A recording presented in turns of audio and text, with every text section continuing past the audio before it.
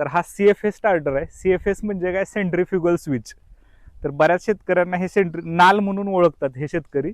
तर बऱ्याच जणांना माहिती तुमची कडबा कुट्टीची किंवा भरड्याची जी मोटर आहे सिंगल फेजची, त्याचा हा नाल चिटकतो. हा नाल चिटकून बसला की मोटर जळते, त्यासाठी हा स्टार्टर आणलाय. जर तुमची नाल चिटकून सारखी सारखी मोटर जळत असेल तर हा अतिशय सोपा आहे. फेज न्यूट्रल, लाल पिवळी निळी मोटरच्या 3 वायरी जोडायच्यात. इथं रनिंगचा कॅपॅसिटर आणि टचिंगचा कॅपॅसिटर जोडायचा. तुमच्या आतमध्ये नाल जरी चिटकून असला तर जोपर्यंत तुम्ही हे टचिंगचं बटन दाबताय तोपर्यंत टचिंगचा कॅपॅसिटर चालू राहणार. बटन सोडलं की टचिंगचा कॅपॅसिटर बंद होतोय. ह्यानं फायदा काय होतो की हे एम्पियर सेट करते ओव्हरलोड, म्हणजे करंट जर वाढला काही कारणानं, मोटर जाम झाली तर हा बंद करतो ऑटोमॅटिक. दुसरं, नाल जरी आतमध्ये चिटकून बसली तरी काही विषय नाही, कारण हा 2 सेकंदानं टचिंगचा कॅपॅसिटर ऑटोमॅटिक सुटला जातो. तिसरं, करंट जर वाढला तर हा ऑटोमॅटिक बंद करतो. जोडायला अतिशय सोपं आहे.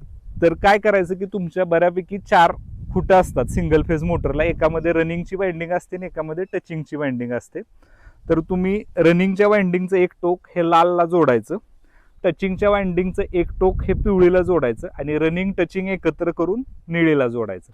इतकं सोपं आहे. फेजला फेज, न्यूट्रलला न्यूट्रल जोडायचं, रनिंगचा कॅपॅसिटर आणि टचिंगचा कॅपॅसिटर जोडायचा. अशा प्रकारे तुम्ही CFS स्टार्टर जोडून कडबा कुट्टीची किंवा कुठलीही सिंगल फेजची जी मोटर आहे ज्याच्यामध्ये नाल आहे, हा नाल रिप्लेस करून तुम्ही हा स्टार्टर वापरू शकता, ॲटोकोम स्टार्टर. तर आपल्या दिलेल्या पत्त्यावर हा स्टार्टर अवेलेबल आहे. धन्यवाद.